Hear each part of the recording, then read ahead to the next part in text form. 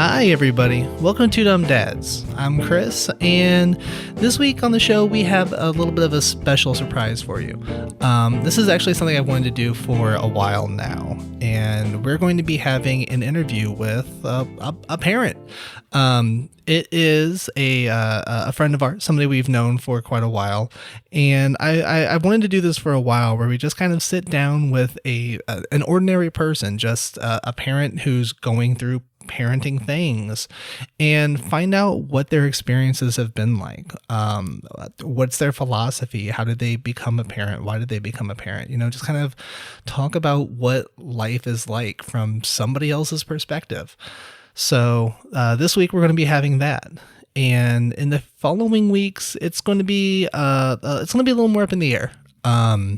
Nick and I are both traveling for June. We're doing the usual visiting family in the summer thing, taking the kids on long road trips where they'll be absolutely miserable.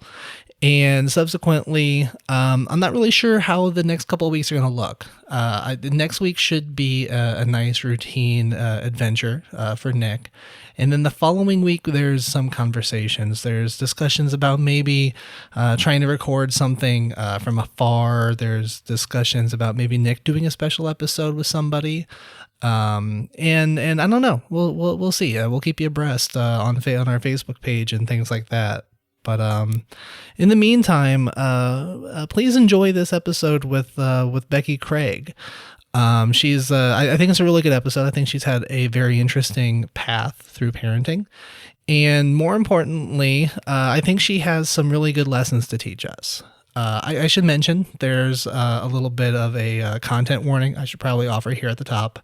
There's some discussion of domestic violence and, some other sensitive topics, things I think have largely been edited out, but may still exist regarding abuse against children. So keep that in mind when you listen. And if not, maybe jump ahead to next week's if you're listening in the future. But in the meantime, enjoy. Hey, what's your name? My name's Becky. I go by Becky. Becky, okay. Yeah, my last name's Feaster, but on social media I use my maiden name Craig because I'm divorced. So, but yeah, I go by Becky. So I guess the first thing, above all else, first thing we should talk about is how do we know each other? So we went to Audubon Elementary School. Went through like elementary school together. We were in class together and had kind of the same teachers. And I forget. Were you with God? What was her name in sixth grade? She was a really great person. Well, I had for sixth grade, I had Vanda Wally. You were in the good class then.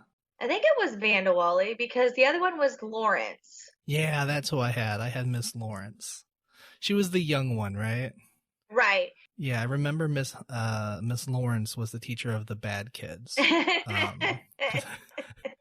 So what do you remember of our childhood? Because I don't remember almost anything. I remember like going home crying on a regular basis because I was like not popular enough or nobody would like throw me the ball in football or something. And that's about it. Like, that's all I remember. So I remember quite a bit. Like I was bullied a lot. I was very awkward, wore big, thick plastic glasses, which I wear now. It's the in thing now. But back then, like I got made fun of for it.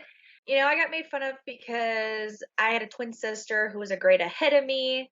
And so like people just automatically like assumed that like I was a failure. Like I had a really rough childhood, like before I came to Rock Island and into Audubon. I had a lot going on personally that as a child I didn't really realize I was dealing with. Are you able or willing to expand on that, or is that something you'd like to? I was actually raised in foster care and I was adopted the summer between first grade and second grade. And so one of the things that I faced in grade school was I had a name change from first grade to second grade. And it wasn't just my last name. I changed my first name. My first name was Holly at the time. And so when I was adopted that year between first grade and second grade, I changed my name to Rebecca.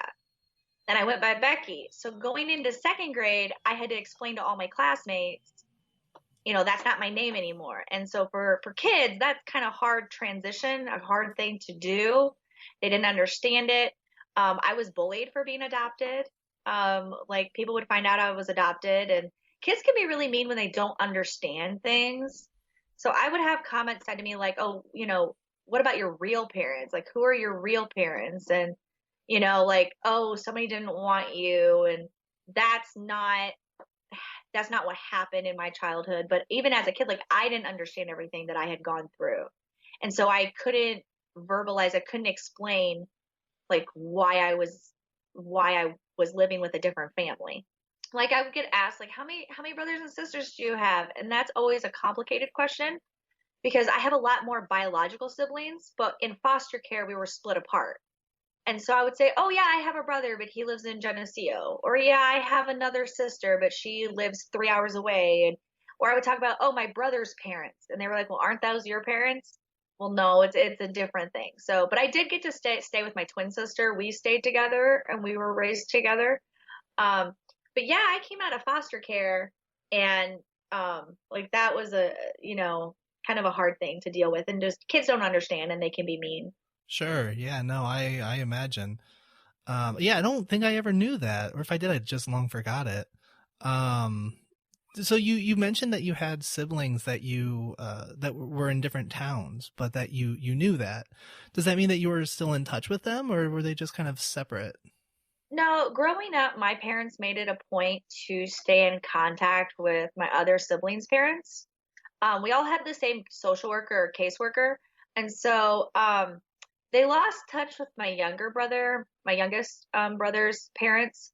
But my younger sister and my older brother's parents, like we got together a couple times a year, usually around Christmas time and at least once in the summer. We would get together and, do things together so that my parents wanted the siblings to still have a relationship.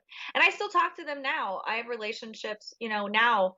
Um, Mainly with my older brother, I'm closer to him. My younger sister just has a lot of issues in her life. So I've kind of distanced myself from her. Um, but I still talk to her occasionally, and same with my younger brother. Oh, that's great. I'm glad you were able to keep in touch. So, did you ever find out why you were in foster care and why everybody was split up? Yeah, so I was originally placed in foster care as an infant, and we were sent back. And then when I was like a year and a half, we were permanently removed. One of my first memories actually is like people like busting into the house and grabbing us and running out to vans and putting us in vans and driving away. We were removed from the home due to abuse and neglect and different things like that. And I'm not going to go into details with that.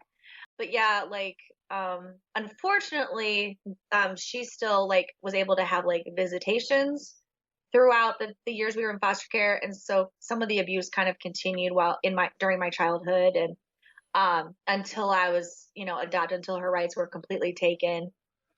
So, given your unique situation, what was your relationship with your parents like? I came to live with my parents like 2 weeks before I turned 7. And then they had us for a year, and then our adoption was finalized on my 8th birthday. And like growing up, my relationship, my parents are a really good family. I love my parents. They're wonderful people. Strong Christian about family. We attended church every Sunday. I was involved in church things growing up, like Wednesday night stuff, youth group in high school. So I grew up in that kind of environment. They adopted a boy when I was 13. They adopted a son who was 9, and he came out of foster care. And in those years, it was really hard because there was 3 of us, and you have kind of that middle child dynamic. So I kind of was stuck in the middle, even though technically I'm older than my sister by 9 minutes. She was a grade ahead of me in school, so she was always seen as the older one. So she had a really good relationship with my mom, and then of course my brother had a relationship with my dad, and so I kind of felt really lost in my family for a while. But I had good parents. I had a good family growing up. I didn't always think it, but looking back, you realize that, a lot of the things that they did was to keep me safe. So, tell me a little bit about how you met your parent, your your parents, your children's father. My first husband, his name is Tim. So before like internet single sites, there was like the singles phone lines. That's how we met. Was on a dating phone line in 2004. Yeah, 2004. And we got married and we had Kaylee and Michael and Nicholas. And then when Nicholas was like a month old, we separated and got divorced. And then I met my second husband shortly after that. And he and I got married in 2012. And I had to have surgery to have more children because I had a tubal ligation done with when I had Nicholas. And so in 2014, I had it reversed and ended up with Lynn, and Henry is my youngest. So you had the first three children with Tim, you said. Yep, with my first husband, and then my younger two are with my second husband. Okay. So how did you guys decide to start having children? What was that conversation like? So Kaylee was a surprise. Okay. I was 20 when I got pregnant with her, and nobody had told me, my doctor did not tell me that antibiotics mess with birth control. And I had gotten sick and I was on antibiotics, and I did not know that for up to a month, it can affect your birth control. And that's how I ended up with Kaylee. And then when Kaylee was about a year and a half old, we decided that we wanted one more. And we found out it was a boy. So we, would have one of each. And that's what Tim wanted. And so I always wanted a big family. I just did. I think it's because biologically, I have a big family. I have lots of siblings. I just didn't get to grow up with them. And so I always wanted to have a big family and have lots of kids, but he just wanted to. So, we settled on that. But when Michael was just about 3 months old, I went to because I had C-sections with my kids.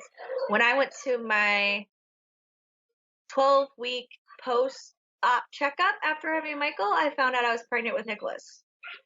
So my boys are actually 11 months apart, and he was very much, an "are you kidding me, baby?" was my reaction. Are you kidding me? With those first three, staying there for now, how, I forget, how long did you say the gap was between the three? So there's just over 2 years between Kaylee and Michael, and there's 11 months between Michael and Nicholas. Hold on, I'm going to shut the window because they're getting loud. Boys, I'm on the computer. That's the most mom thing I've heard anybody say in a long time. Well, they're like, he goes, Nicholas and Lynn are screaming. I'm like, I can hear that. I know. Like, I have ears. That's great. But yeah, there's like, we planned the gap between Kaylee and Michael because I felt that 2 years is a really good age gap for having kids. Mm-hmm. They're still young enough to have some of the same interests as they're growing up, but they're old enough as they become individuals, they can have their own personalities and their own things, and they're not completely tied to the other sibling. Sure. So whereas Michael and Nicholas, because they're so close in age, they're under a year, they get assumed that they're twins a lot. I mean, I've had people go, "Oh, but they have to be." I'm like, "No, really, I was there." Like, they're not. But people assume, they like the same things or, that kind of thing. And I grew up that way because I do have a twin. And so they very much have their own personalities and their own likes and dislikes and that kind of thing. Sure. So, but then there's 6.5 years between number 3 and number 4. So, one of the things you mentioned while we were kind of talking about the time frame with these first three children was that you have a wonderful co-parenting relationship with your first husband. Can you describe that a little bit? So I will say that my first marriage ended due to a DV situation, a domestic violence situation. He was not the nicest person. He made a lot of mistakes. And after we separated and got divorced, he wasn't always the most present. But then he took it upon himself and went and got help. He went to therapy and anger management and took it upon himself to get help. And then once he did that, he kind of did a complete 180 And he's a great dad. He's an awesome dad. He's very involved in their lives. It's not always easy to co-parent. I mean, 90% of the time we get along. We have moments where we don't always agree, but for the most part, we get along really well. They live 10 houses down from us, so it's really easy for the kids to kind of go back and forth. And it's we're friends, and first and foremost, we're parents, and we realized that the best thing for our children was for us to at least be not just civil but friendly. Let's do Mm-hmm. things as a big family. So we celebrate birthdays as one big family. We've taken vacations as one big family, because he's married and has two stepchildren. And so we do things that as one big family. 4th of July, a lot of times we do as one big family. My parents come, his parents come. We go to fireworks together. We have this idea that the kids thrive better and do better when they have everybody there, supportive, loving, and for the most part getting along. So how long were you and your ex together? Your 6 first years. ex, I suppose? 6 years. So that means your daughter would have been 4, 5 by the time when you guys When divorced? we when we got divorced, she was 3.5, and Michael was 1, and Nicholas was a month old when we separated. Okay. So yeah, they were really young. Um, Without feeling like you need to go into too much detail, how much do they remember from the divorce? They don't. Kaylee sometimes will say she thinks she remembers, but she really doesn't. She doesn't remember. They don't really remember a time when mom and dad were together. So they always remember two separate houses and that kind of thing. Do they ask questions? They have, and I just tell them what I've told my kids, because I never want to ruin their image of their dad ever. Um, I just tell them, dad was not and he said the same thing to them. We tell them, dad just was very angry and wasn't always very nice, and but he's not that way anymore. And so, Mm-hmm. because I never want to ruin the dad that they see and the dad that they know, because the person he was then is not who he is now. So then obviously time passes and you meet I suppose your second husband. So, and you obviously said that there was a very planned, childbirth process there. How did that decision go? Oh yeah. So I had always wanted to have a big family, like I told you, and at the time he didn't have any biological children. And so and I had medical issues since my tubal, like some really bad side effects. So I think I would have gotten the reversal anyway, even if we weren't planning on having more children.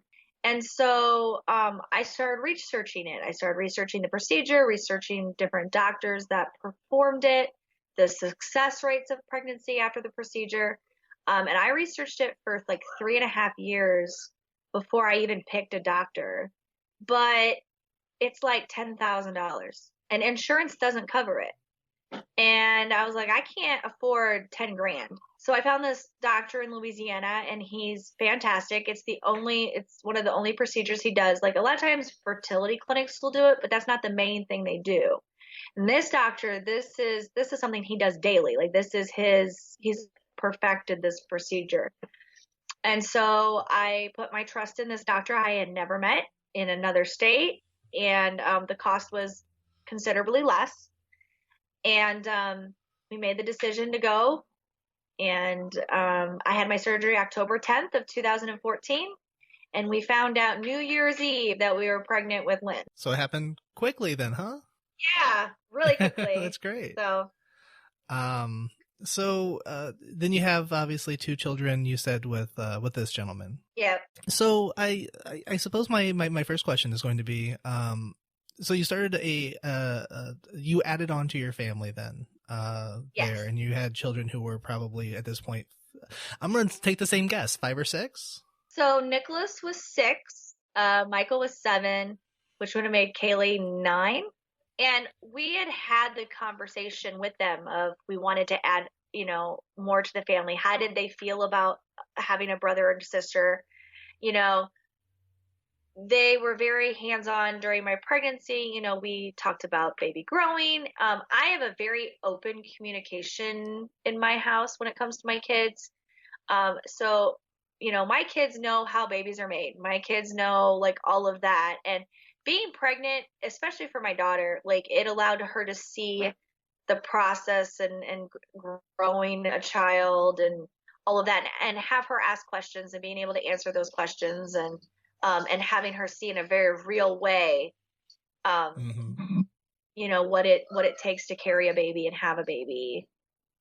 And then they got to experience, what it's like to have a newborn in the house. So So you said you have a very open relationship. How does that the open relationship? How is that very open line of dialogue with them?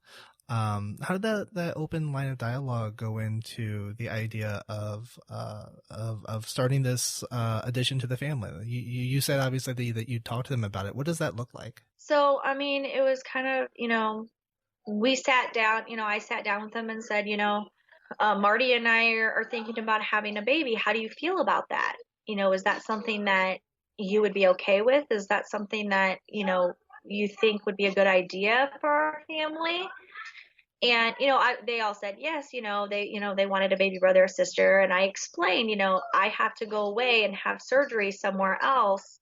So I'm going to be gone for a little while, and you're going to go stay with your dad for a few days while I have surgery. And it's not a guarantee. The surgery may not work. And, having a baby doesn't happen instantly. And, I really wanted to focus on their emotions and their feelings, and um, how they felt about having a baby brother or baby sister. And I think with them being older, they were able to kind of comprehend a little bit better, what it meant to have another child in the family. But they were all on board. Like we didn't have any resistance. Um, we did have when we found out she was a girl, Nicholas was like, "No, you need to change her." And I'm like, That's not how it works. you, you need to fix this. You need to. We can't send her back and like have something attached. Like it doesn't work that way.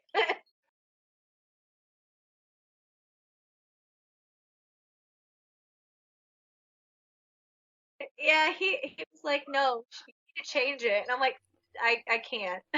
Hmm. So he was really happy when I got pregnant with Sure. Henry. We found out Henry was a boy. They were very, the boys obviously were really happy with that.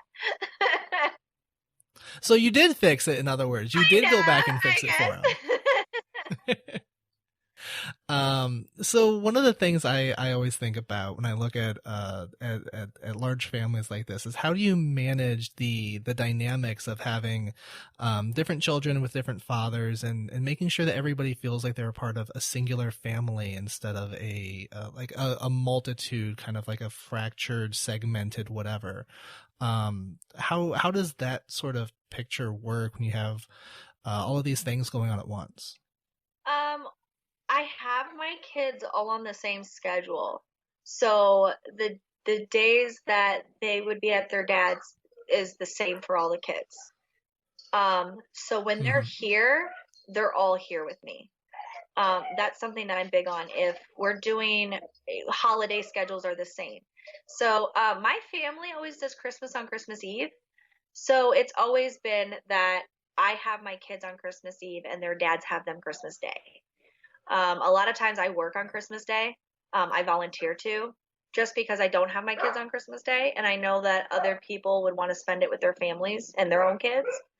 Um, I have full custody of my younger two, and visitation with their dad is limited, due to the reason actually for our divorce.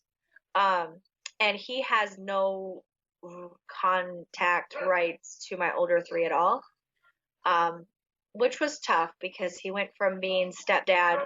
We had been together for 9 years, so being stepdad to being nothing. To answer your question, though, I think keeping a balance where when they're with mom, they're all with mom, so they don't have this time where they're not together at mom's house. Like it's not like they're here and their siblings are not. Like I keep them on the same schedule. So if something a day changes, it changes for all of them because I want them to have that stability. That's beautiful. That it sounds like you're able to blend that first family together so well, and have everybody feel connected in that way. I know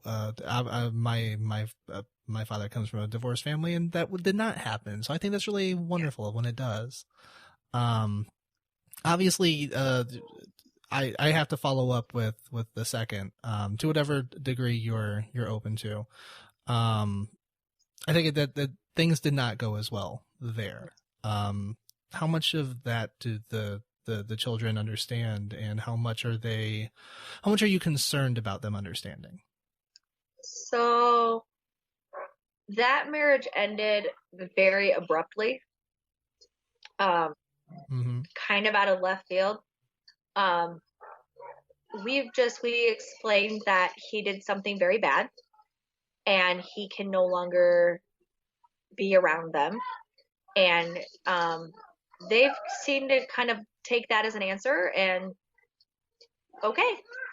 Um, their dad is there and they have a dad that's in their life and um, a stepmom and, having that other parent. It was a little rough at the beginning. They were trying to kind of, okay, trying to ask questions like, is he not coming back? Like, kind of trying to figure out what the deal was. But, we just kept telling him, he did something very bad and so he can't be around anymore. And so they've kind of accepted that. Um, Lynn was only 2 last year, so she doesn't understand. Like all she knows is and understands is the two different homes. Um, but like I said, he kind of has limited visitation. So she just knows that a couple times a week she gets to see Daddy. But she's really a so I'm so I am in a different relationship. I'm actually engaged. And Brian has really kind of stepped in and filled that role here at home. And Lynn is very much attached to him. Um, so she'll tell people she has 2 daddies, and that's how she has figured it out in her mind. And I have always allowed my children to take the lead on those kinds of things. And I've never encouraged my kids to call somebody else dad or any of those things. It's just I let it happen organically and how they want to develop those relationships. So obviously, there's been some time between when you were married, which means periodically you've been a single mother. Is that a fair Yes. assessment? Okay. So how is it being a single mother to now 5 children? What are some of the biggest challenges that you faced? So for me, like I kind of went in on autopilot. Like I knew that my role in my job was to take care of my kids and make sure that they had every necessity that they needed. So, making sure that I was working and I would continue to work. And I did, I think, some emotional and psychological damage to myself because I didn't allow myself to really focus on what had happened and process it. I go to therapy myself Mm-hmm. weekly um, because I have to take care of me too. But at first, my main goal was to make sure my kids were taken care of. So, retaining my home, making sure the bills are paid, making sure that they're going to therapy, making sure that they're going to their appointments, making sure that life was as normal as possible, that our routine was the same. I didn't want to change the kids' routines. So I didn't, we didn't drop out of any sports. I just had to lean on my support system um, to help me accomplish all that. And I'm fortunate enough, I do have a good support system. I have, Tim and Mandy are, they're there and they helped a lot and they still do. But I have this amazing tribe of women around me. Um, very dear friends we call ourselves our tribe. And it's this idea that it does take a village to raise a family. It does take a village to raise children. And so these wonderful women and myself, we're there for each other. Like, you got a job interview, bring your kids over. You've got, a doctor's appointment. Do you want me to go with you? Do you have something coming up that's scary? Do you need our support? What do you need from us? Do you, everything from the small mundane things of, I need you to come over and dye my hair for me, to I'm going downtown to file a divorce and I need my friends there with me to do this. We're there for each other. And I leaned on those women heavily last spring when I was going through this divorce process, and they're amazing. And I can't say enough good things about them, that I just love them very, very much.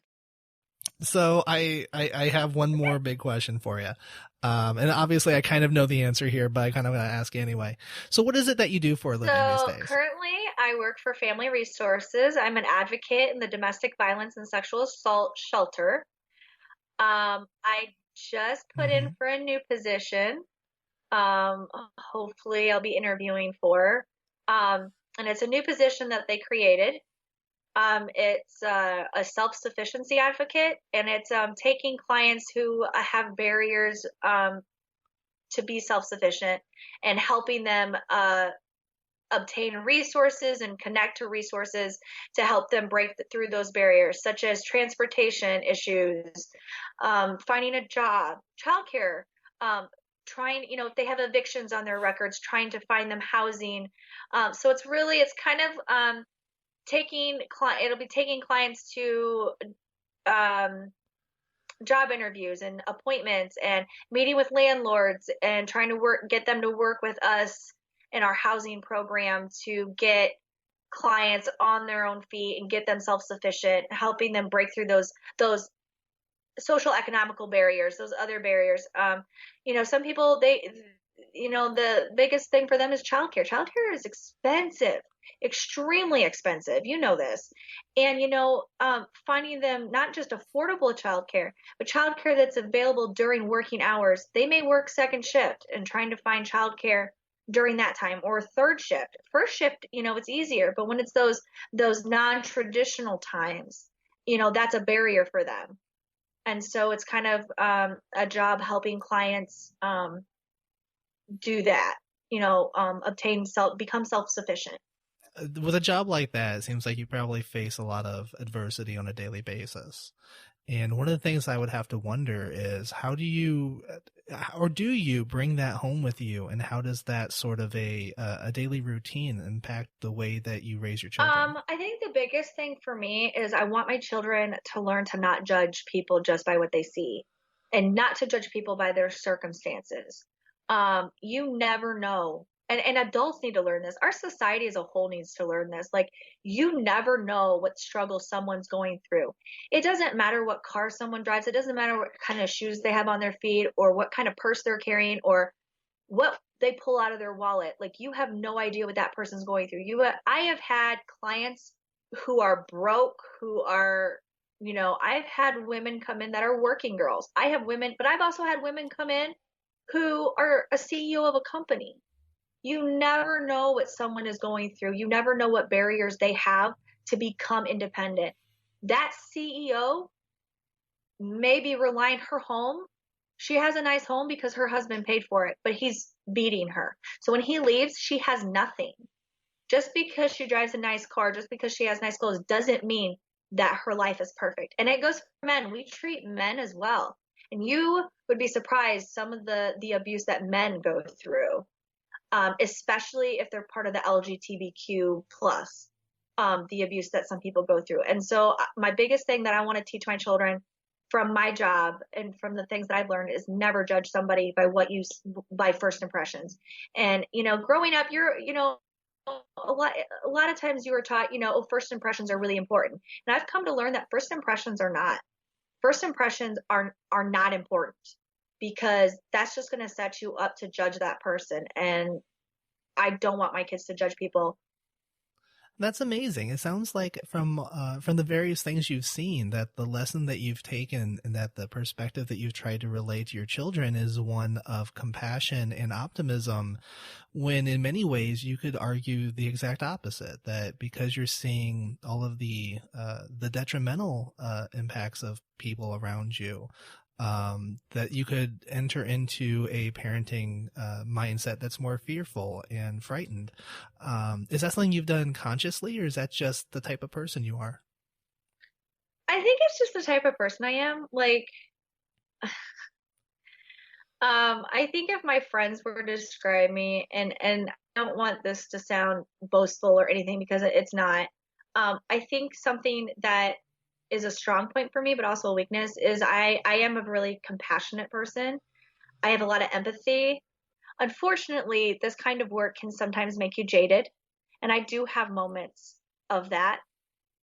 It is very mentally exhausting, emotionally exhausting. So self care is really, really important when you work in human services because you can't save everybody. You can't save the world. And that's sometimes really hard to accept. Mm-hmm. I guess when we started off this interview, this conversation, we kind of talked about how you feel like, or you were bullied and picked on and many other things because of kind of the way your childhood went, perhaps because of your adoption or because of many of the things that we've talked about. And I can't help but feel like I'm noticing a little bit of a similarity with the way your children may perceive their family situations. Having, um, uh, so I'm curious if you've observed or if you've felt anything. How are you trying to manage that scenario? Trying to lead them in a way that won't make them feel the way that you said you felt as a child. Um, well, one, I think like having a non-traditional family is more common now. It's more of the usual. Like they're not the only kids in their school or in their class whose parents are divorced. Like they're like it that's almost the norm. Sad to say, but it is. Um, and my kids have seen, and more kids are, adoption is becoming more common. It's more talked about. So I think they're kind of like desensitized to those topics of adoption and um, a mixed family or a blended family or a separated family, just because you see it more often. It's more common. It's more usual. All right, so I think we're reaching the end here. All So I right. have three very excuse me. I have three very simple, very nice, quick questions for you. Okay. Um, the first one, give me something that you think you've done incredibly well as a parent, and don't say communication because you've said that one. I think just fostering this idea of family with them, that family isn't just blood, but family can be so much more, and that they have a big family by the terms that we look at family, and having this big support system for them and family for them. I think that that's something that I've tried to do as a mother, is giving them this sense of family and making sure that they don't feel that brokenness that comes from separation or divorce. Your one regret. If you could go back in time and change anything, what one thing would you change? I wish that I would have known what was going on with me. I wish I would have seen the red flags.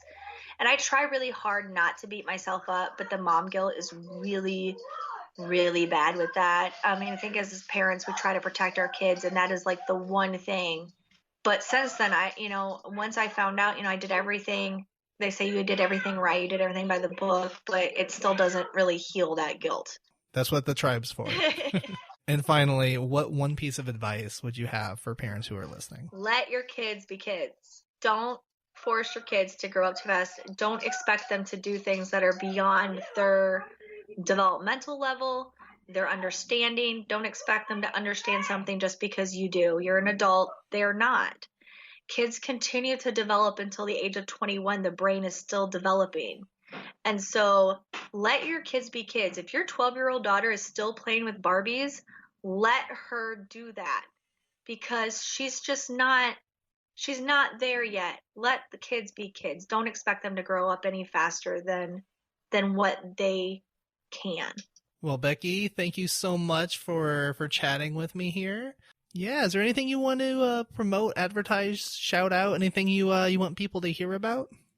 Yeah, actually there is. So my kids and I brand rep for a awesome lady who has a shop called Malone and Me.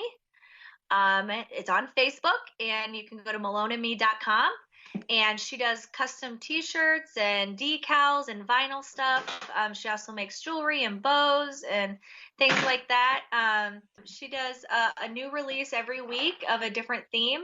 She just did a Toy Story 4 release for the upcoming movie. The new release this week is zoo themed. So go over to maloneandme.com and check out what she's got going on. Absolutely. That sounds great. Thank you very much. All right. I think that's going to do it for us for this week. Thank you for listening. As usual, you can find me at Chris Moss again on Twitter. You can find Nick at N Westemeyer. You can find us at the number 2_dumb_dads on Twitter. And of course, you can find us on our Facebook page, 2 Dumb Dads. Yeah. If you have any questions about this episode, or comments, or thoughts, or feedback, or just want to send some general love, please send it to our email address, emails at the number 2dumbdads.com. That's emails at the number 2dumbdads.com. And as always, until next time, be well.